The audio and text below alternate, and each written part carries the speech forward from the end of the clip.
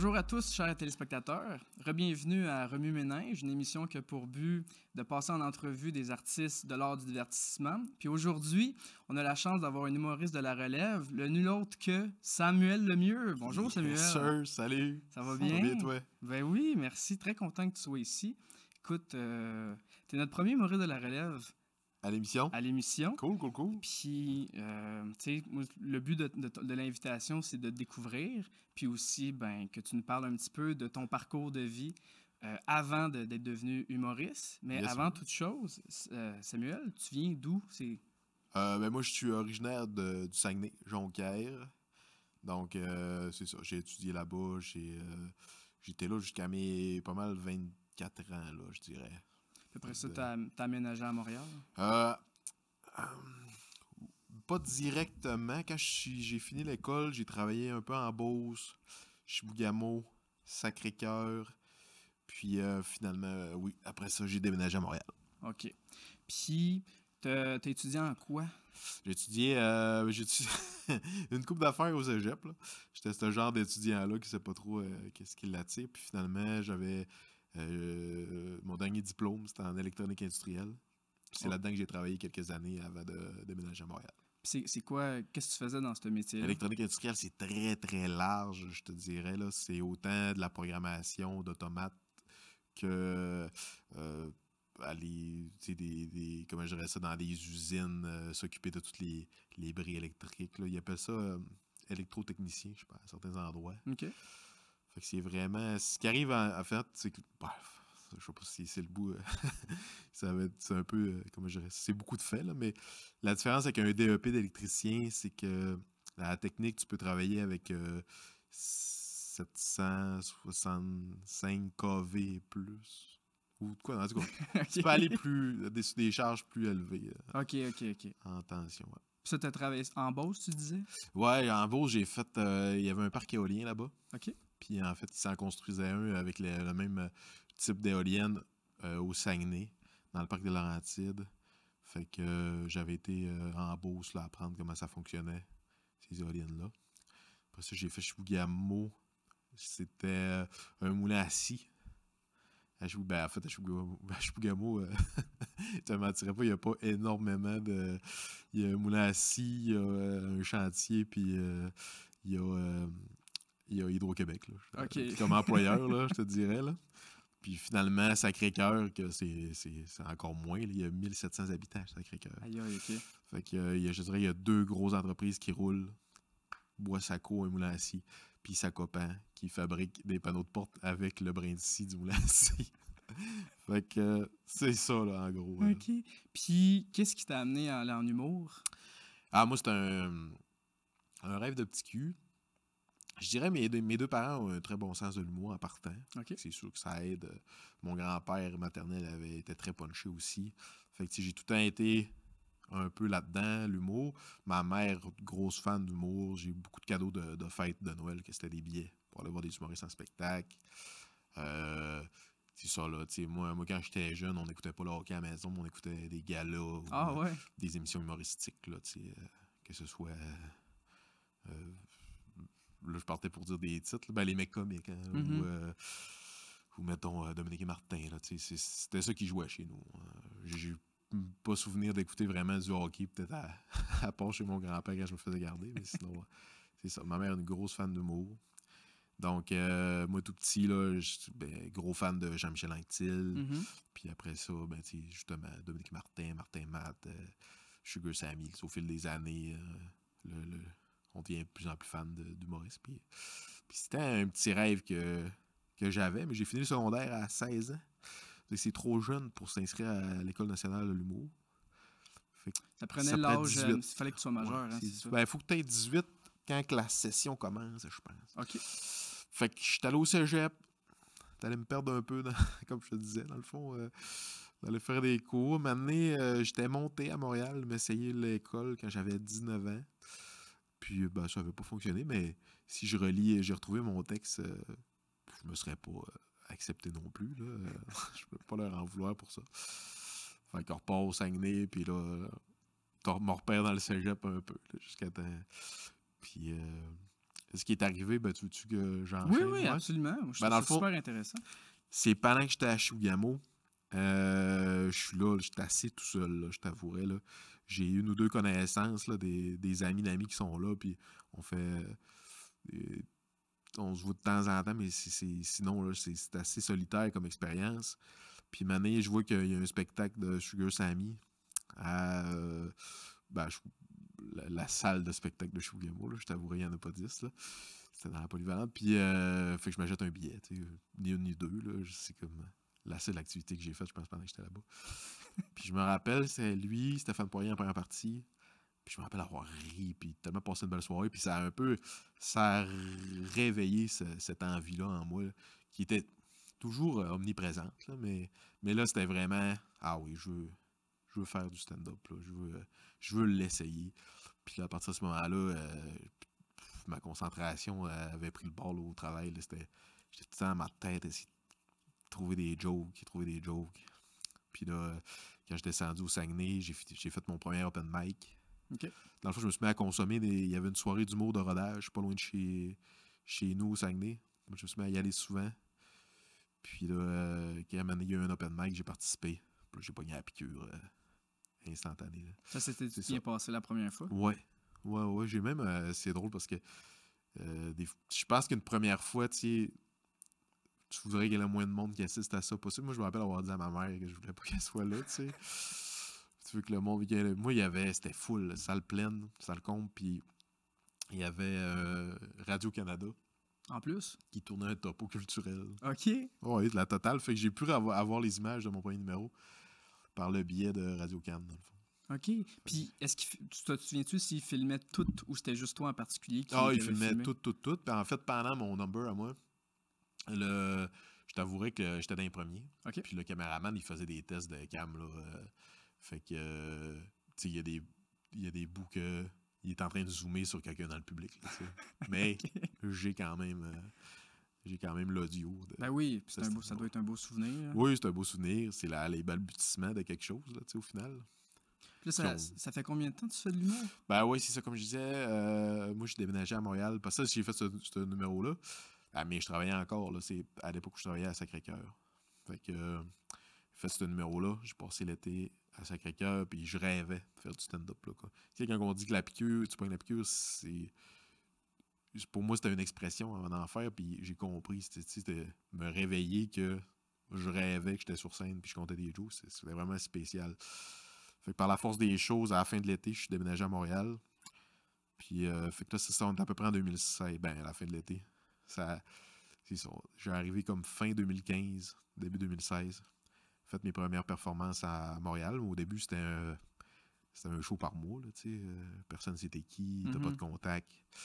Puis aujourd'hui, plus ça va, plus il y a d'ouverture pour des gens qui ne l'ont jamais fait et qui veulent l'essayer. T'sais, mettons, toi, tu voudrais l'essayer. Tu serais peut-être capable de performer 2-3 fois par semaine. Ben, genre, j'exagère peut-être, là, mais, beaucoup, mais mettons, je pense pas que ça serait difficile d'y aller, de jouer 4-5 fois par mois, même avec pas d'expérience puis très peu de contact. Mais versus, il y a, en 2016, c'était plus compliqué que ça un peu. Ah ouais. Fait qu'il y a 10 ans, c'était plus difficile de commencer à faire son nom. Oui, absolument. Absolument. Mais puis même, je pense que 3-4 ans avant moi, c'était une autre game encore. Là, OK. C'était vraiment... il y avait très peu de soirées. Il y avait la mythique soirée du Saint-Cyboire, que c'est là que les gens allaient refaire leur premier numéro, mais s'ils se plantaient, ben ça pouvait prendre 6 mois, 1 an avant qu'ils rayent un spot. Ah ouais. Là, fait que si t'étais pas bon dès le départ, c'était difficile de faire son chemin. De ce que j'ai compris. Moi, je suis arrivé, c'était un petit peu plus simple. Là. Okay. Ouais. Puis c'est ça, t'as essayé une fois l'école de l'humour, t'as pas réussi après? J'ai réessayé. Faut essayer. Avant mon premier open mic, je l'avais essayé. Puis quand je suis arrivé à Montréal, je l'ai essayé. Je me suis rendu le genre de stage à la fin. Puis là, ils prennent une personne sur 2 après pour la courte. Ah, tu vas en classe puis tu vois un petit peu c'est quoi les cours qu'ils offrent? Ben, en fait, c'est qu'il y a une journée de... Ils appellent ça une journée de stage, mais c'est des activités d'impro puis des petits trucs comme ça. Puis c'est ça. Fait que j'avais été coupé dans la moitié qui coupe. Puis après, ben moi, j'ai fait mon bout de chemin. Puis c'est sûr que l'année d'après, j'étais pas... Ce qui arrive aussi, ben là, ça peut sembler, comment je dirais, ça va sembler, j'ai le seul mot qui me vient en tête, c'est pas amer, mais c'est que tu vois qui prennent, tu sais. Puis là, à un moment donné, là, t'es pas tout à fait en accord avec leur décision parce que là, je sais pas, pas que j'aurais eu ma place avant je pense qu'il y en a 12-13, mais il y en a 3 ou 4 que je peux pas croire que. Mais le reste, tu sais, ces gens-là, ils font plus ça aujourd'hui, tu comprends? Là, je veux dire, je vois quand même que Non, c'est ça. Ils ont fait leur certificat puis ils ont décidé de faire autre chose. Exact. Ah, je sais, c'est fâchant, ça. Parce que ouais. s'ils en prenaient 12-13, ça veut dire que tu avais fait interprétation. Parce qu'il offre 2 formations. Ouais, exactement. Il offre écriture puis il offre. Interprétation pour ceux comme tu fais, là, qui s'en vont sur la scène puis qui racontent des blagues. Fait qu'écriture, c'est 1 an, puis interprétation, c'est 2. OK. C'est 2 ans. Parfait. Ouais, exactement. Ben là, mais de toute façon, je sais pas si tu penses un petit peu pareil, mais j'ai l'impression, ceux qui font la formation, ils sortent d'un moule après ça. Tu sais, c'est la manière qu'ils racontent les blagues, c'est un peu tout pareil, les intonations se ressemblent. C'est quelque chose qu'on entend souvent, c'est vrai, mais je pense que la plupart réussissent quand même à définir leur couleur pendant qu'ils sont là-bas. En fait, ce qui arrive, c'est moins le cas aujourd'hui, mais c'est qu'à une certaine époque, l'école n'encourageait pas les étudiants à aller faire des shows dans les bars, puis dans le fond, à faire des shows à l'extérieur de l'école nationale. Okay. Fait que ce qui arrivait, c'est que ça devient assez incestueux comme environnement, parce que tout le temps que les 11 mêmes sautent humoristes, puis c'est tout le temps les 11 même que tu vois performer. Fait que c'est sûr qu'il se crée, j'imagine, des espèces. Il y en a des fois que tu vois sortir de l'école, puis ils sont, mettons, en binôme, là, que 2 bons amis. Puis tu vois qu'il y en a un que ça ressemble beaucoup à ce que l'autre il fait. Puis là, ils commencent à prendre leur envol en sortant de l'école. Puis là, à un moment donné, ça vient qu'il y a plus avoir leur propre couleur. Mais oui, effectivement, que je pense. Mais là, aujourd'hui, ils sont moins sévères là-dessus. Là. Ils laissent les étudiants aller s'épanouir dans les bars. Puis toi, quand tu as commencé, comment tu fais pour proposer ton nom puis qu'ils t'acceptent dans des open mic? Ben, c'est ça. T'écris. Ben, j'étais beaucoup. Moi, en fait, ce qui est arrivé, ce qui m'a aidé, c'est justement que je venais de l'extérieur de Montréal et que je connaissais personne. Ou presque à Montréal. J'avais peut-être 2-3 connaissances, une cousine, puis genre un ami du cégep, mettons. Fait que ça faisait en sorte que je me suis mis à consommer beaucoup de soirées d'humour de la relève. Puis après le show, ben, soit j'avais le choix de retourner chez nous tout seul, ou de rester prendre une bière avec les humoristes. Puis au fil du temps, ben là, ils venaient qu'à reconnaître ma face parce que je me promenais dans différents. Fait que, tu sais, des fois, ça m'est arrivé en une semaine de voir 3 fois le même numéro d'un artiste. Okay. Parce que je me promenais tellement, j'allais tellement en voir. Fait que là, les gens savaient un peu ta face, puis c'est sûr que il y en a qui n'hésiteront pas à te donner. Tu devrais écrire à tel. Il y a une soirée à l'abreuvoir, je pense qu'ils pourraient te faire un spot. Tu pourrais. Je sais qu'eux autres, ils font un open mic à la fin de la saison. Fait que là, de fil en aiguille, tu viens qu'à un petit bottin de personnes que tu peux contacter. Puis tu croises les doigts. Puis ouais, c'est ça. Fait que je pense qu'il est arrivé, comme je te disais, moi je suis comme arrivé en début d'année 2016. Pendant la saison régulière, je dirais, des soirées, parce qu'à cette époque-là, il n'y avait pas beaucoup d'open mic encore. C'était pas, ça a comme explosé là, dans les mois qui ont suivi mon arrivée, mais quand je suis arrivé, c'était pas encore la mode. Fait que là, mais chaque soirée d'humour avait souvent son open mic de fin de saison. Parce que là, il allait dans un bassin moins expérimenté. Puis, mettons, j'ai eu une opportunité avec Marie-Soleil, qu'elle s'appelait. Ben, elle s'appelle encore comme ça. Qui avait une soirée dans Brouhaha-Nisik. J'étais allé performer là, puis elle avait écrit un beau mot sur un groupe d'humoristes, puis il y a beaucoup de bookers à l'intérieur. Fait que quand j'ai écrit à certains, ben, il y avait eu la référence. Puis, fait que j'ai comme. C'est comme là que. Mettons, je l'ai fait une dizaine dans ce mois-là, versus. Je dis 10, j'exagère peut-être, là, mais mettons 7-8 versus les autres mois précédents, c'était 1 à 2 shows par mois. Mais là, ce mois-là, je me rappelle d'en avoir fait plusieurs. Parce qu'on était en fin de saison.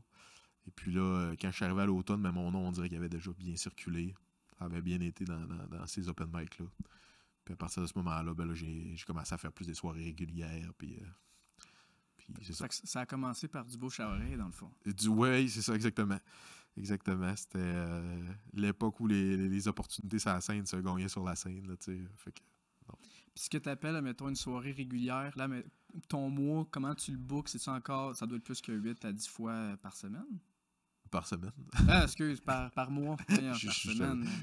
C'était pour t'agacer, j'avais compris ce que tu voulais dire.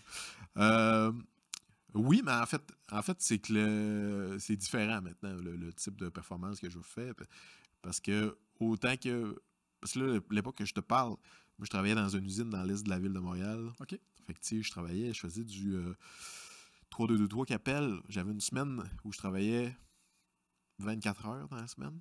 OK. Mais la semaine suivante, 60. Puis j'avais des chiffres jour, des chiffres de nuit.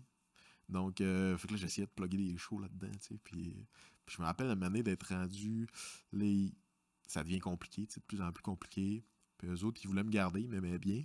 Puis ils m'avaient offert un poste de. Là, c'était plus mes derniers mois, là, c'était plus 8 à 4, plus standard. Puis là, je me rappelle, il y a des semaines de faire 5-6 shows, tu sais, justement, des soirées de rodage et tout. Plus 35-40 heures à l'usine, tu sais, ça devenait assez épuisant. Mm-hmm.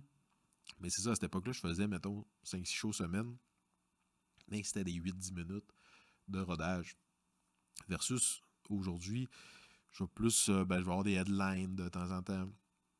Fait que là, on parle de 30 minutes. Fait que là, mettons, ça va plus être à Thetford Mines. OK. Ça vient de la route. Fait que là, après ça, je fais des premières parties pour des amis. Là. C'est plus des 15 minutes, mais ça reste qu'il y a du voyagement et tout. Fait que je fais plus que 8 shows par mois, mais on dirait que je fais plus non plus 6 shows par semaine. Je suis comme un peu d'un juste milieu. C'est des performances qui sont plus longues. C'est sûr que monétairement, c'est plus intéressant aussi. Là. Oui, puis avec, tu dois avoir des offres aussi que tu refuses ou que tu peux mieux choisir ton horaire aussi. Ben absolument, absolument. Fait que des fois, si je vois que j'ai beaucoup de shows en ligne, puis on m'offre quelque chose, ben je vais plus calculer. Là, je vais demander si c'est une soirée d'humour justement hebdomadaire, je vais demander à passer plus tard dans la saison parce que là, ça m'en fait pas mal. Puis pour ce que c'est, ça vaut moins la peine. Là, Mm-hmm. tu veux pas non plus te brûler, là, veux pas. Ça a l'air simple, là, mais quand c'est ça, là, ben, je sais qu'on n'est pas infirmier non plus, là, mais quand tu sors tout le temps. Puis là, t'as de la route. C'est sûr, la route, c'est ça qui tue le plus. Il y en a beaucoup. Ça tue plus que la scène, là, tu sais. Des semaines, là, que... Une de mes pires shots, là, c'était un show en Beauce. Puis le lendemain soir, j'étais à Rouen. OK. T'sais. C'est à combien de temps de distance, les deux, à peu près? Bah, c'est... Mettons, Beauce-Montréal, c'était 4 heures. Montréal-Rouen, il doit être à peu près 6h30. OK. Oui. Oui. Puis c'était pas la même gang, là. Fait que, tu sais, j'étais avec un ami... On revenait de la Beauce le matin. Puis en début d'après-midi, je partais pour Rouyn-Noranda avec un autre groupe d'amis. Là, toute une expérience. Puis juste, une petite bémol sur les mots. Tu disais, première partie, c'est 10-15 minutes à peu près? Oui, ça ressemble beaucoup à... C'est souvent du 15 minutes. OK. À moins, tu sais, sur l'île, si quelqu'un me demande moins, c'est moins... tu sais, je suis à côté de chez nous, ça me dérange moins, mais... On s'entend, je ne vais pas suivre quelqu'un à Gatineau faire 10 minutes. Oui. C'est ça. C'est ce que je te parlais tantôt. Des fois, on va choisir en conséquence de... C'est ça, des opportunités. Puis c'est une manière de pratiquer. C'est plus un rodage ou tu vas faire des textes qui sont déjà. En première partie, c'est une job, là, dans le sens où... T'échauffes la foule. Exactement. Fait que je vais pas arriver là avec des V1 ou des textes que je suis pas certain. Là. Je vais vraiment... je mets la gomme, comme on dirait. Là. Mes numéros que je sais qui fonctionnent puis qui est plus générique. Là, parce que des fois, ça dépend toujours avec quel artiste que je suis. Mm-hmm. Des fois, il y a un match qui est plus naturel, je te dirais, avec l'artiste. Mais d'autres fois, c'est peut-être un artiste qui fait quelque chose de différent avec moi. Mais vu qu'on est des bons amis, il va me l'offrir tout de même. Mais là, je vais aller plus générique, justement, puis d'essayer de plus puncher possible. Ça fait vraiment d'instaurer le rire. Mm-hmm. Pour que quand la personne, après ça, monte sur scène, ben, il y a déjà une ambiance, tu sais, pas... C'est ça pour Ouais.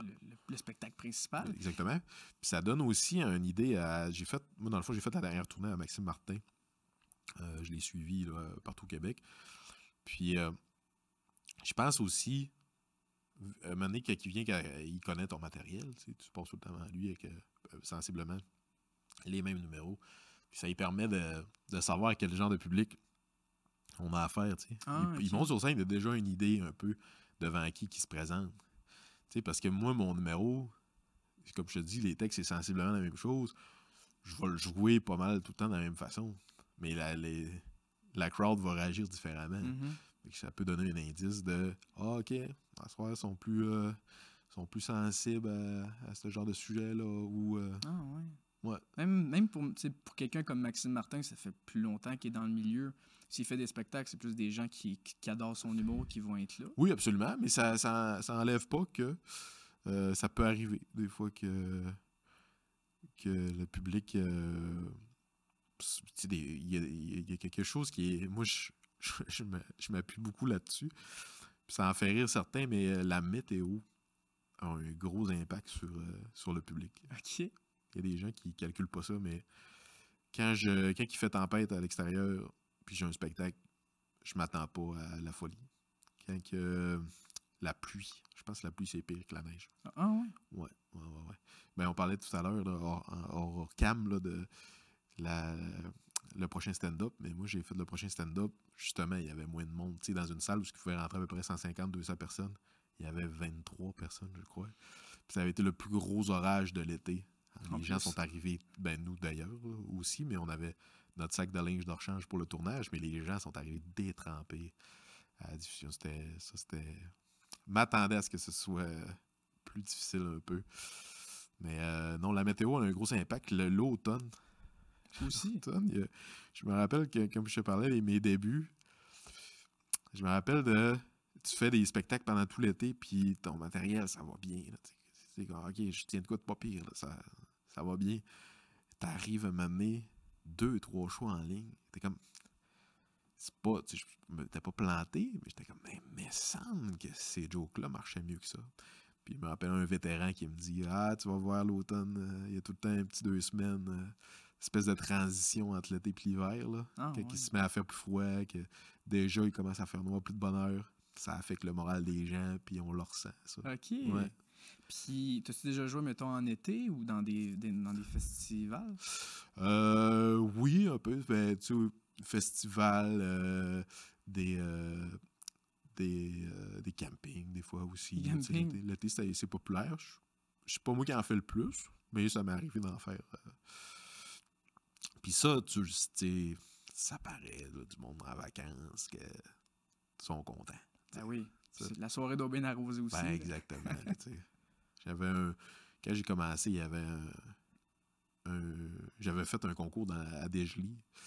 C'est un concours, il y a beaucoup de côté musique, mais il y a une petite section humour. Puis moi, je performais le vendredi pour me qualifier pour les finales. Puis je me rappelle qu'il y avait un gérant qui m'avait dit les shows de vendredi, c'est tout le temps plus winner. T'sais. Ah oui? Les gens, leur semaine est en arrière des autres. L'espèce de pression. Hein? Il y a une pression qui s'en va puis ils se laissent aller, je pense. Il y a beaucoup... Ouais. Ah ouais. OK. Il y a une science en arrière de ça. C'est intéressant à savoir. C'est ça, c'est des affaires qu'on connaît pas. Aux 12 personnes qui écoutent. Puis, juste... Bon, le premier parti... C'est quoi un headline? Un headline, c'est une tête d'affiche. Dans le fond, c'est souvent des soirées en région. Parce qu'à Montréal, c'est moins populaire. Là. Mais souvent, les soirées en région, on va retrouver avec une ou deux premières parties. Donc, 2 personnes vont faire des 15 minutes. Un animateur, j'aurais dû commencer par ça, qui, lui, va animer au départ. Après ça, s'il y a un entracte, il va faire un retour d'entracte. Il va venir sur scène entre chaque invité. Puis, on va finir avec une tête d'affiche qui va souvent faire un 30 minutes. C'est pas mal... en 2025, je pense que c'est rendu ça le standard. Là. Je pense que fut une époque où il y avait beaucoup de 45, puis là, aujourd'hui, on se concentre beaucoup sur le 30. Il a présenté 30 minutes, donc ça prend plus de matériel, puis aussi, c'est lui qui ferme la soirée, fait que OK. Les gens viennent, viennent voir des nouveaux humoristes, mais principalement aussi, ils viennent voir cette personne-là, comme tu dis. Exactement. OK. Exactement. Mais Puis, ouais. ouais, OK. Ben, c'est intéressant. Tu vois, ça, je savais pas. Mais des fois, tu sais, des fois, comment je dirais ça? Tu te fies sur ta tête d'affiche pour attirer des gens à ta soirée, mais tu sais jamais si, tu sais, à cette heure, comme on parlait avec les réseaux sociaux, des fois, c'est une des premières parties qui est super populaire, ces réseaux sociaux, puis là, il se lance dans le stand-up. Puis finalement, c'est lui que tout le monde dans le bar vient voir. Là. Ah oui. J'ai une bonne. Moi, j'ai une anecdote que je trouve particulièrement. Ben, moi, ça me fait bien rire. C'est que j'ai animé longtemps à une soirée, ben longtemps, 2 ans à peu près, à Varennes, en banlieue de Montréal. Mhm. J'ai animé avant la pandémie. Puis moi, je suis pas revenu après la pandémie. Puis il y en a un qui a repris la soirée. Puis une fois, j'y allais en headline, en tête d'affiche. Puis quand je suis arrivé un petit peu fit là, avant le show. Puis le parking est plein. Puis là, je me dis, ils sont fins, ils sont venus voir leur ancien animateur. Puis au moment, le spectacle, dans le fond, il venait de commencer quand je suis rentré dans le bar. Puis au moment où je suis rentré, il y a l'animateur qui a dit, est-ce qu'il y a des gens qui sont venus voir le local Anthony Vandram? Puis là, le bar a crié au complet. J'ai fait, back to reality, bitch. Personne qui est venu te voir ici. Non, c'est une blague, il y a peut-être quelques personnes, mais c'était Anthony Vandram, que tu connais peut-être. Je suis pas sur les réseaux sociaux, ben. Qui est fondateur de Poche et Fils. Il est très populaire sur les réseaux sociaux. Puis là, il se lançait dans le stand-up. Puis c'était, je pense, une des premières fois qu'il jouait dans son hood à lui. Là, fait que plein de ses amis, de sa famille qui étaient venus le voir. Fait que ça m'avait juste fait rire. Il n'y a pas grand monde pour moi ici dans ce ben, il venait voir la vedette locale. Ouais, Là, mais c'est autant encourageant quand tu performes puis ça se passe. Tu réussis à aller chercher ces gens-là. C'est que justement, ton humour il rejoint plus que ton public à toi ou peu importe. Là, mm-hmm. Puis, parlant de ton humour, t'as-tu des mots pour décrire ce que tu proposes au public, justement? Avant la pandémie, j'appelais ça du néo-mononcle. Parce que j'étais même bien. Moi, c'est ça. Je veux dire, j'ai grandi à Saint-Étienne Camping. Avec mon grand-père, qui était bien ricaneur. Puis, j'aime bien les patterns de joke de mon oncle, mais d'amener ça avec justement plus de finesse, dans le fond. Puis j'aime ça aussi. J'ai, comment on dit, le désir d'être drôle, là, dans le sens où je veux vraiment cacher mon point. Je veux pas aller dans la facilité non plus parce que c'est sûr que notre job c'est de faire rire, mais des fois il y a des raccourcis puis j'essaie de justement les éviter. Fait qu'il y a tout ça, fait que j'appelais ça du néo mon oncle. Ben là, on se cachera pas, avec le terme mon oncle. Ouais, c'est ça. Mais je comprends tout ce que tu veux dire sans la connotation sexuelle ou péjorative. Là. Ouais, non, exact. Fait que moi j'aime bien ça, là. Flirter avec les limites, puis que les gens ils rient, mais que je sais pas si. Oui, comme tu dis. Tu comprends, là? Entre l'humour simple et l'humour noir, c'est ça? Exactement. OK. Exactement. Puis, dans le fond, t'es-tu plus quelqu'un qui va faire de l'humour d'observation ou tu vas... Beaucoup d'observation. J'aime bien déconstruire des trucs. Puis... mais moi, en fait, j'ai pas voulu, comment je dirais ça, catégoriser. Je me ferme pas de porte. Okay. J'ai dans mon spectacle, il va y avoir des liners, il va y avoir de l'anecdote, il va y avoir l'absurde. J'aime ça écrire de l'absurde une fois de temps en temps, mais ça, on dirait, c'est tout le temps spécial quand ça arrive d'un contexte qui se veut plus normatif, si on veut. Là, si tu vois, avec des jokes avec des sujets bien classiques, puis à un moment donné, t'en envoies une. Donc les gens, c'est comme... Ça les surprend. Ouais, c'est ça, exactement. Okay. C'est comme quand tu pognes le piment dans ton banh mi. Là, ouais. Mais, ouais. Puis dis-moi, tantôt je te parlais de ta prestation à Notre-Dame. Oui. Ça faisait combien d'années de... C'est-tu l'année passée? C'était il y a 2 ans? C'est assez récent, c'est à l'automne qu'on a fait ça. OK. Ouais. J'ai remarqué aussi que tu avais un humour... je vais dire coq à l'âne, mais c'est pas ça. Tu as un sujet, puis après ça, tu vas passer à un autre sujet rapidement. Tu fais le tour de... Tu restes pas ancré sur un sujet pendant trop longtemps. T'aimes ça? Tu sais, varier ton humour. Ouais, ben moi, j'ai ça comme j'ai commencé dans ce qu'on appelle les open mic. Mhm. Fait que ça donnait pas grand-chose. Puis j'ai commencé là-dedans, puis mettons, j'en ai fait pendant 1 an. Puis là, plus ça allait, plus j'alternais avec des soirées d'humour régulières. Mais c'est un format de 5 minutes. Hein. Fait que j'ai comme commencé à écrire. C'est des numéros, ça durait pas plus que 5 minutes, ou c'était des numéros qui étaient divisés en différents liners que ça se coupait super facilement. Donc, puis là, quand je vais arriver justement pour capter quelque chose, ben, je vais enlever, je vais regarder la viande autour de l'os, puis je vais enlever le gras au maximum. Fait que c'est sûr que ça va, j'ai un sujet, 3-4 jokes, on switch, fait que là, on va essayer de trouver des transitions qui font du sens. Mais la base, c'est ça, le squelette est là, tu sais. Ouais. Puis, comment on fait pour écrire en humour? Comment on fait pour Tu sais, un 5 Non, minutes... c'était beau, je comprenais la question. Tu sais, mettons, un 5 minutes en performance, ça équivaut à combien de pages, combien de mots? C'est 2 pages et demie. Non, mais Ah ouais? c'est j'ai un ami qui m'avait dit ça. C'est 1 page et demie ou 2 pages et demie? Parce que moi, je suis beaucoup, à cette heure, dans l'italienne. Tu sais, je vais être chez nous tout seul, puis là, je vais me mettre à me parler tout seul, puis là, les idées sortent. Versus... Excuse-moi, j'ai juste ça. Tu t'enregistres-tu des fois, tu sais, pour voir ou reformuler des affaires? Oui, absolument. Absolument. Mais ces audios-là, j'avoue, je les écoute pas. Je vais plus écrire, puis je m'en rappelle. Okay. Je vais écrire des mots-clés, je vais m'en souvenir. Puis moi, j'écris... C'est rare, j'écris, mettons, un texte, puis là, je pars, puis j'écris tous les mots. C'est justement des idées. Je me mets des petits mots-clés pour me rappeler. Mots-clés de la prémisse, mots-clés du punch. Puis là, finalement, puis cette année, ça va se construire naturellement. Mm-hmm. Ça, j'aime beaucoup faire ça. Depuis que j'ai commencé, de ne pas écrire la phrase au complet.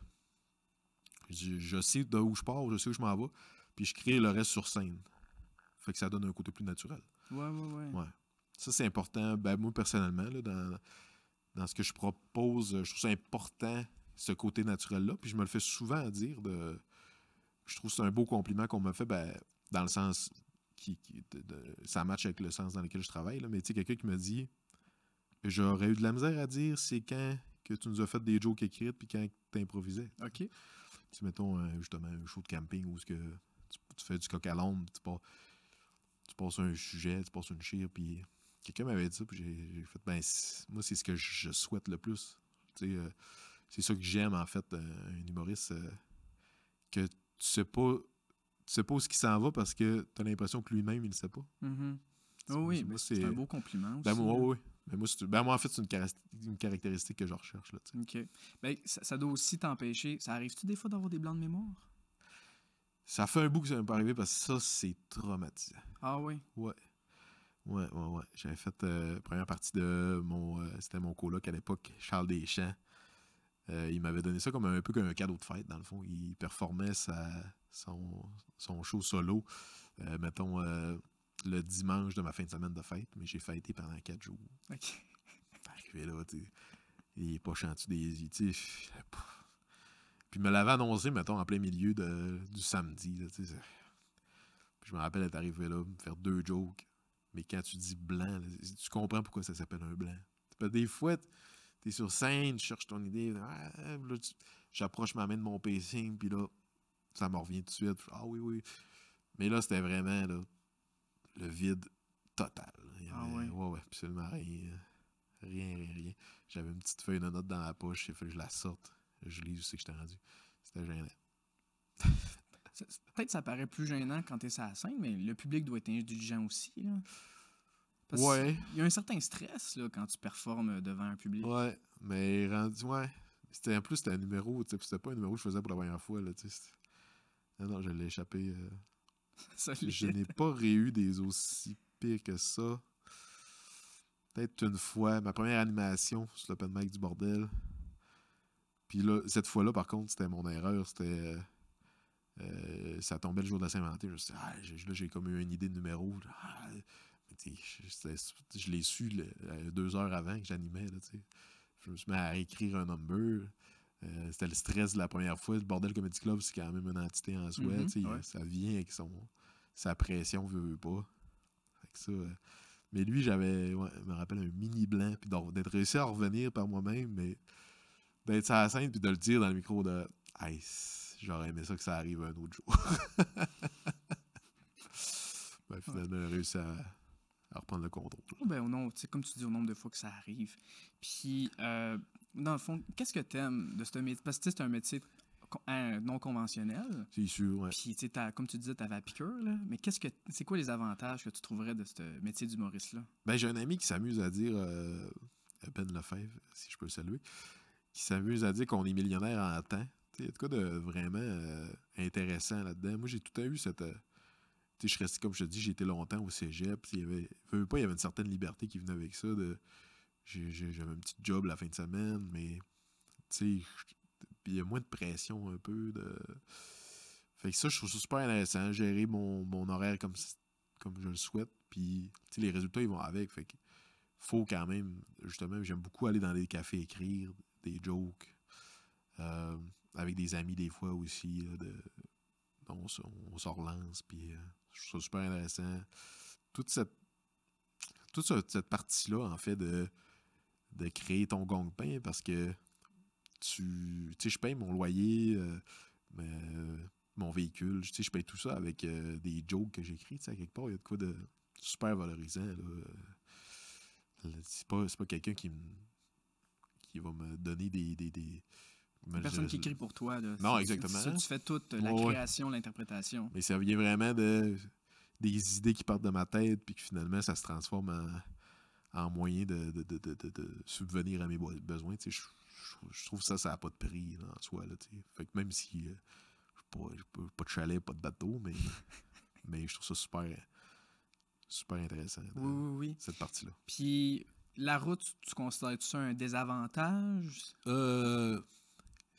Non. Ça dépend. Ça dépend. J'ai apprivoisé la route. Okay. J'ai apprivoisé la route. Je t'avoue qu'avant l'humour, c'était pas moi qui partais sur des road trips pour le fun. Je n'étais pas un maniaque de conduire. Passager, j'avoue que je suis plus lousse. Là. Mm-hmm. Mais conducteur, j'ai jamais été un gros fan. Mais là, je dois admettre qu'en 2025, il y a les podcasts, il y a les livres audio. J'aime beaucoup. Fait que je trouve que ça brasse la soupe. Et des fois, on dirait que je suis quasiment content. Quand je vois j'ai un show que Colin, demain j'ai 6 heures mettons, je vais à Gatineau. J'ai 4 heures y aller, 2 heures revenir. Là, mais ouais, c'est ça. Fait que là, je suis comme j'ai tel livre audio que c'était un bon bout tout ce que je t'ai rendu. Il y en a certains que je ne consommerais pas dans la vie de tous les jours, mais quand je vois justement sur une longue run, je trouve ça le fun de ça passe le fait temps. Que j'ai apprivoisé la route, j'ai appris à l'apprivoiser.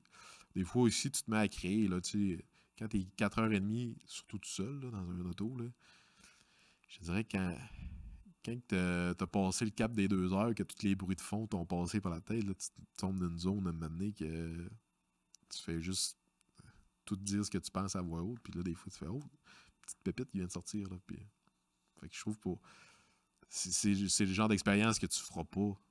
Jamais je vais aller chez nous m'enfermer dans la salle de lavage où il n'y a pas d'autres stimuli jusqu'à temps qu'il y ait quelque chose qui sorte. Ouais. Intéressant. Puis, t'écris, t'interprètes. Quand vient le temps, tu sais, à cette heure, après quasiment 10 ans, quand vient le temps de booker des shows, même réserver des hôtels, tu fais-tu ça ou là, tu fais affaire avec une agence? Je commence à être entouré, mais je fais encore beaucoup de choses par moi-même. OK, parfait. Ouais. OK. Intéressant. Puis, là, tu sais, on parle dans ce moment. Moi, je t'amène plus tard. Ça serait quoi, mettons, tes ambitions de carrière? Où tu veux aller? Ça, là, je vais être honnête, c'est un petit peu... comment je dirais ça? Je suis beaucoup go with the flow, surf ça vague, mais ça me nuit à une certaine limite, dans le sens où moi mon rêve de petit cul, comme je te disais, c'était d'être humoriste. C'est ça que je fais à cette heure pour gagner ma vie. On dirait que j'ai pas tant que ça la hargne de... Mais là, je veux travailler sur mon show solo parce que de plus en plus, mes amis avec qui je suis entouré, ils sortent leur spectacle, ils vont se promener avec... Puis là, je les vois faire, puis je dis, ah ouais, là, c'est vrai que ça a l'air de fun. Puis le matériel est écrit, tu sais. C'est juste que il a booké les salles, il a les remplir. Fait que là, je suis comme dans... Justement, on parlait du web un peu plus tôt. Là, j'étais un peu d'une période où je pense que ça vaut la peine De faire la promotion de sur faire la le web. promotion puis d'utiliser ces outils-là qui sont à notre portée, au final. Là, Oui. j'ai un ami, justement, j'ai fait quelques premières parties pour lui, Jeff Otis, qui n'a pas fait plus de télé qu'il fallait, qu'on ne voyait pas nécessairement dans toutes les soirées de rodage à gauche à droite. Parce que, en fait, lui, il restait à Québec, fait que des fois, c'était plus compliqué. Il s'est mis sur son compte TikTok là, à sortir une vidéo à tous les jours. Puis là, on a joué ensemble. J'ai ouvert pour lui au Saguenay une salle de 450 places remplie par des capsules Ah oui? journalières. Des abonnés de TikTok ou des réseaux abonnés sociaux? qui sont là pour... puis c'est des gens qui l'aiment beaucoup et qui le suivent. Là, Ouais. Super encourageant de voir que ce format-là existe maintenant. Là, ben oui. Ouais. Puis quand tu dis un premier spectacle, c'est-tu un 60 minutes? Ouais, ben généralement, je dirais 1h15, OK. le classique maintenant. Là. C'est rendu assez rare. Là, à l'époque, c'était des shows de 2h30 avec entraque. Ouais. On n'est plus dans ce format-là aujourd'hui. OK. Puis, dans le 1h15, ben, il y a un 15 minutes supplémentaire pour ta première partie. Fait qu'on aurait tendance à dire minimum 90 minutes. Puis des fois, ça va déborder en 1h45 total. Là, tout dépendamment de s'il y a des interactions avec la foule. OK. Ouais. Fait que dans le fait que ton prochain objectif, c'est d'avoir ton premier spectacle, un one-man show. Ben exact. Mais comme je te dis, je partirai en rodage, là, évidemment. Mais j'en ai beaucoup de stock d'écrits. C'est juste que là, c'est ça, c'est de remplir les salles. OK, ben intéressant. Non, c'est bon. Puis, là, c'est ce que tu disais, tes parents ont été une grande inspiration. T'as-tu d'autres inspirations en humour? Tu parlais Sugar Sammy tantôt. Oui. Ben, tu sais, comme moi, Jean-Michel Anctil, pour l'imagination, c'était quelqu'un qui faisait des personnages, c'était gros. Fait c'était autant que mes parents trouvaient ça si drôle, mais que c'était accessible pour même si j'étais plus jeune, là, justement, c'était plus grand que nature, là, au final, ces personnages-là. Donc, je pense que c'est mon premier gros contact avec l'humour. Là. J'ai fait Roto dans une présentation orale au secondaire. OK. Ouais. Après ça, c'est ça. Mais oui, grosso modo, là, j'en ai consommé beaucoup, fait que c'est sûr que ça m'a aligné vers ce métier-là. Ouais. Puis quand tu fais pas de l'humour, maintenant, c'est quoi tes passe-temps? Ou est-ce que tu disais les livres audio, mais pendant la route, mais t'es-tu quelqu'un... Moi, là, ça en est une maladie maintenant. Là. J'ai développé ça pendant la pandémie. Les jeux de société. OK. Ouais,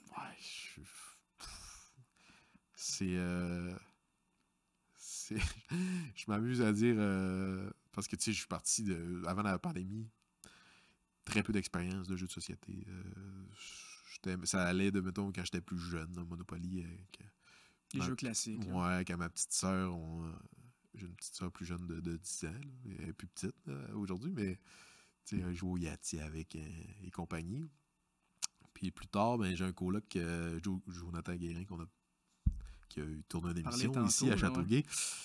Lui, il y avait Carcassonne chez lui. OK. En fait, quand on habitait ensemble, fait que c'est chez nous. On a joué une couple de fois. Elle a bien aimé. Je l'ai acheté pendant la pandémie pour jouer avec ma famille, mes amis. Puis j'ai accroché. J'ai acheté des extensions. Puis là, finalement, je me suis mis à acheter plein de jeux. Puis là, je m'amuse à dire que maintenant, les jeux de société, je peux t'en parler longtemps, que ça te tente ou pas. Puis tu vas-tu le Randolph, qui est un endroit, un bar de jeux de société? Absolument, Randolph, qui est un pub ludique, puis qui est super intéressant. Moi, j'ai un ami qui y travaille. Souvent, j'y écris des fois là, après des shows. Tu dis pas une petite game, là? C'est le fun, là. On arrive là, il y a une bibliothèque de jeux incroyable. Ils ont beaucoup de matériel là-bas. Là, OK. Oui, non, ça permet d'essayer des nouvelles affaires, puis ou de se replonger dans des vieux classiques. Là, fait que, non, je suis bien fan. En fait, ce qui est parti, ce qui a ouvert l'entonnoir, je dirais, c'est que comme je te disais, j'ai joué au début quasiment rien qu'à Carcassonne avec des extensions. Puis là, je me suis dit, ce serait le fun de brosser à la soupe. J'en achète 2-3 autres. Et là, je me mets à avoir mon idée de jeu que j'aimerais jouer. Je me mets à écrire ma Bible. Je me dis, je vais le créer, mon jeu que je veux jouer. Je me mets à écrire ma Bible, commence à faire des petits protos de pièces. Puis après ça, je suis venu avec en rétrospective de me dire, hey, il existe des jeux, il en sort 5000 par année là, dans le monde. Là. Ah ouais. Wow, c'est épouvantable. C'est épouvantable. C'est beaucoup. Moi, je trouve ça bien, mais c'est énorme, là, tu sais. Puis le jeu de société, c'est un milieu qui est en très bonne santé en ce moment. OK. Puis là, je me suis dit, ben, il existe peut-être déjà le jeu que je suis en train d'essayer d'inventer. Puis là, c'est là que je me suis mis à en essayer vraiment beaucoup, beaucoup, beaucoup. Puis finalement, ben, la Bible a pris, tu sais, les mis de côté. Puis là, je suis vraiment dans l'exploration de ce monde-là. Je sais pas si t'es fan, toi? Je suis pas quelqu'un, ni jeux vidéo, jeux de société, j'ai bien de la misère. Je suis un cinéphile, là, fait que ouais. c'est une même bébête aussi, puis ça aussi, des films, ils en sortent beaucoup à chaque année. Mais écoute, je vais essayer. T'as-tu un jeu de société préféré? Oui. Tu veux-tu en parler un peu? Ben non, j'ai un top 3, là. Ah, ben c'est bon, c'est un top 3. Ben c'est parce que... Ben là, tu vas être content. T'as sûrement vu les films de Dune de Denis Villeneuve. Oui. Ils ont sorti un jeu. Ben, ils ont sorti beaucoup de jeux, en fait, dans l'univers de Dune. OK. Dans les dernières années, parce que c'est un... Moi, je dirais ça, c'est un univers qui est... Ouais, c'est un univers qui pogne beaucoup ces temps-ci. Puis il y en a un notamment qui s'appelle Dune Imperium. OK. Qui est un des meilleurs jeux qui a gagné beaucoup de prix dans les dernières années. Puis là, il l'alimente avec des extensions, justement, fréquemment. Ça, je te dirais, Dune Imperium, c'est assez dur à battre, si tu veux. Quand tu dis des extensions, c'est quoi exactement? Dans le fond, c'est l'allumette de roche-papier-ciseaux. Non, mais souvent, tu as le jeu de base, puis là, ils vont vendre une boîte qui te permet mais que tu peux pas jouer tout seul avec la boîte. Okay. La boîte tout seul, elle ne sert à rien. Mais tu peux rajouter des règlements, ça va venir avec souvent des nouvelles composantes, des nouveaux règlements pour plus comment je dirais ça, d'ouverture dans le jeu. Là, ça va élargir le jeu. Okay. Des fois, ça a des plateaux de plus à côté. Puis, ça vient-tu avec, comme tu disais, des nouveaux personnages? Tout dépendamment de quel jeu, oui. Okay. Dans Dune Imperium, d'ailleurs, il y a souvent des nouveaux personnages quand tu vas jouer. Puis, ouais. Ah, ben, te donner un exemple, c'est, mettons, tu joues à un jeu de Star Wars, là, puis là, t'as une map, là, ça se passe sur Tatooine. T'as un plateau, pardon. Ça se passe sur Tatooine, t'as des combats. Puis là, l'extension, ça pourrait être... Il y a un plateau à côté, que là, c'est des vaisseaux, c'est dans l'espace, tu sais. OK. Fait que là, c'est ça. OK, oui, là, on voit le genre un peu. Ouais, si je peux imaginer. Là. Est-ce que Dune Imperium fait partie de ton top 3? Exactement, oui, absolument. Parce que c'était mon top 1 longtemps. Là, il est comme il est à rivalité avec un jeu qui s'appelle Feudum. Okay. Freedom? Feudum. Feudum. C'est un mot qui n'existe pas, en fait. C'est le royaume de Feudum. OK. Puis ça, c'est un jeu... tu sais, mettons, toi qui joues pas de jeu de société, je pourrais pas te faire jouer à ça. Ah non? Je peux pas prendre quelqu'un qui part de zéro puis le faire jouer à ça. C'est super. C'est des mécaniques. C'est pas qu'ils sont si complexes, mais il y en a tellement. Il y en a beaucoup, beaucoup, beaucoup, beaucoup de règlements. Beaucoup, c'est très fiddly comme jeu, comme on dit. Là, des fois, t'es comme ah, ça, faut que je retourne checker les règles. C'est pas user-friendly tant que ça. Mais c'est un jeu qui offre tellement de possibilités. Et puis, il est comme divisé en deux. T'as un royaume, puis alentour, t'as des guildes, puis là, t'as les alchimistes, puis les gens qui écoutent ça. C'est un monde fantastique. On est en train de le perdre. Oui, vous êtes en train de me perdre. Mais il y a une économie qui se crée dans le jeu, puis là, les fermiers envoient des marchandises aux marchands. Les marchands peuvent vendre les fermiers. C'est vraiment pété. Puis, mais c'est pas si long que ça, puis c'est super le fun. OK. Fait que Feu d'homme, Dune Imperium. Ouais, absolument. Puis un troisième. Un troisième. Tu t'en as un. J'en ai plusieurs, mais tu sais, j'ai pas le choix de, comme je dis, tu sais, Carcassonne, c'est tellement pour moi les balbutiements de cette passion-là que puis je dis jamais non à jouer à Carcassonne. Puis si justement on se retrouvait à vouloir jouer à quelque chose, probablement lui que je sortirais parce qu'il est super accessible. Et okay. Je peux te l'expliquer en 4 à 5 minutes. Oui, si tu veux. Là, c'est super le fun. Puis, ça, c'est-tu un jeu qui joue avec des cartes, avec des pions, Ça, que t'écris un petit peu comme Donjons et Dragons? dans Carcassonne, c'est des petites tuiles. C'est bien des petites tuiles carrées. OK. Puis sur les tuiles, il y a des morceaux de paysage. Fait que c'est de base, là, c'est des routes, des châteaux, puis des églises. Puis ils ont toutes des formes différentes. Puis en fait, c'est quand tu joues à ton tour, tu prends une tuile, tu la places. Faut qu'elle connecte, un peu comme un domino. OK. Fait que de base, il y a déjà une tuile de placer. Puis là, mettons, tu agrandis un château, mais tu peux mettre un de tes pions dedans. Puis là, tu shotgun le château. Fait que c'est ton projet à toi. Puis quand tu le finis, ben là, tu fais des points. Puis là, tu joues comme ça jusqu'à temps qu'il ne reste plus de tuiles dans la petite pochette. Mhm. Puis là, ça te fait une... Tu sais, ça part d'une petite tuile au milieu de la table. Puis là, ça devient une grosse ville. OK. Puis avec, il y en a... Toi, mettons, t'as construit des châteaux. Fait que t'as fait ben des points. Il y en a un, il a fait des routes un peu partout. Puis là, tu calcules les points à la fin. Puis là, c'est lui qui a eu les meilleurs projets. Mais il y a un peu de bisbille aussi. Tu peux essayer de t'introduire dans le projet d'un autre. Là. Fait que c'est ça. C'est un jeu qui est... c'est très simple en règle, mais il y a beaucoup de possibilités côté de stratégie. Fait que c'est un beau mélange. OK.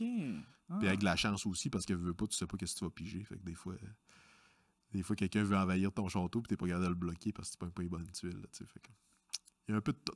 OK. Ben c'est un beau jeu. Ben c'est beaucoup des jeux de création, là. D'imagination. Ben, dans le sens où tu connectes, là, tu sais. Fait qu'au final, tu crées pas d'histoire ou rien, mais fait que la créativité est moins sollicitée. Il y a d'autres jeux qui vont la solliciter. Dixit, je pense, par exemple. Je sais pas si ça dit quelque chose.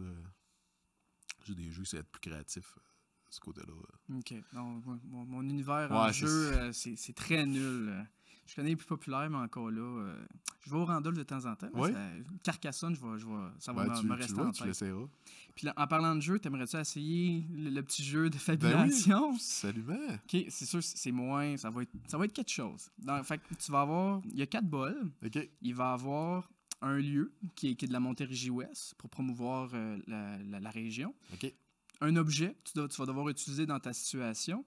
Un mot ancien que tu vas devoir ajouter également. OK. Puis il va y avoir un élément déclencheur que c'est moi qui va piger. Puis après ta situation initiale, ben ça va être l'élément qui va venir perturber la situation.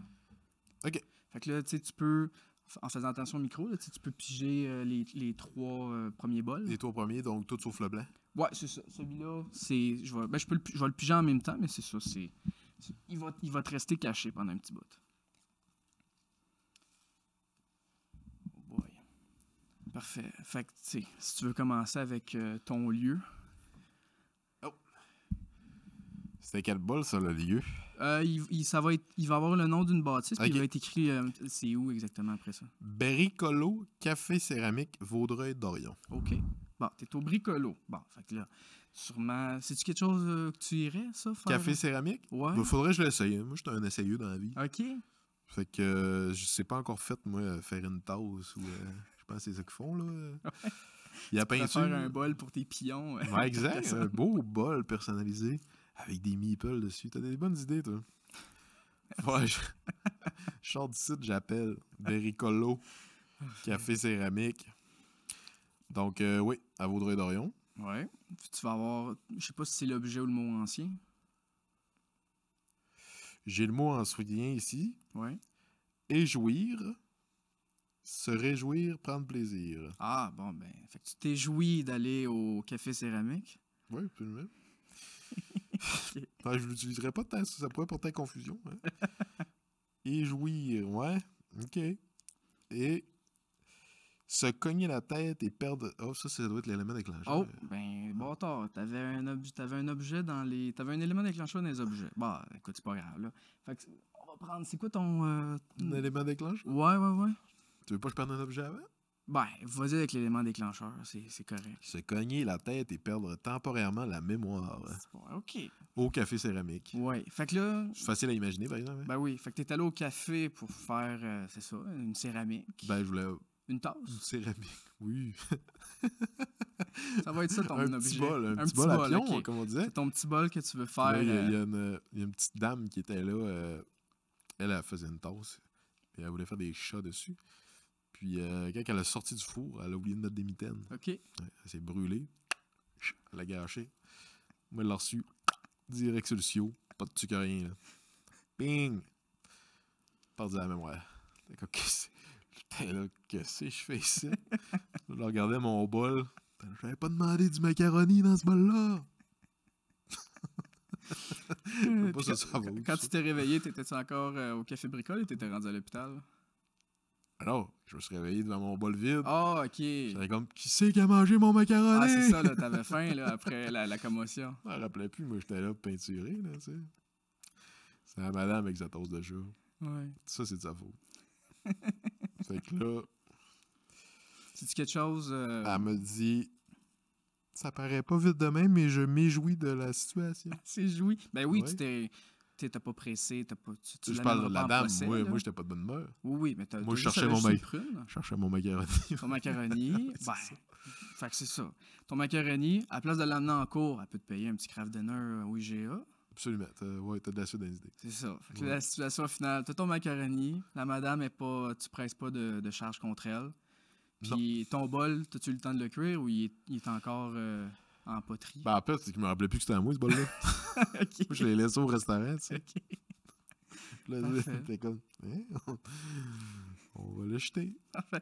Ben, merci beaucoup, Samuel. Ben, on arrive bientôt à la fin de l'émission. Tu sais, Oui. t'es en humour, t'aurais peut-être des plugs, des promotions à...